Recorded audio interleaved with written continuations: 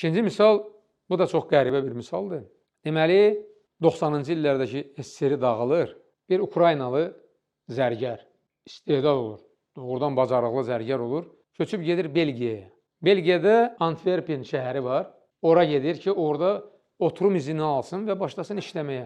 Həm də öz bildiklərini oradakılara da öyrətsin. İmtina edirlər, vermirlər buna oturum izni. Bu niyə inəyirsə, buna vətəndaşlıq verirlər və ayrıca işləmək üçün də yer ayırırlar. Dövlət də dəstək verir onun işləməyə. Niyə inir o? Bu bir dənə belə bir medalyon hazırlayır. Baxın, brilyantla, qızılla. Bu M nə deməkdir bilirsiniz? Miqrasiya. Miqrasiya şöbəsinə gətirir, qoyur belə.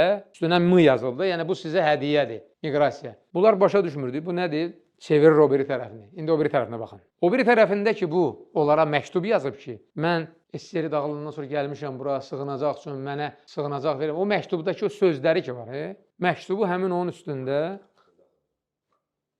Baxın.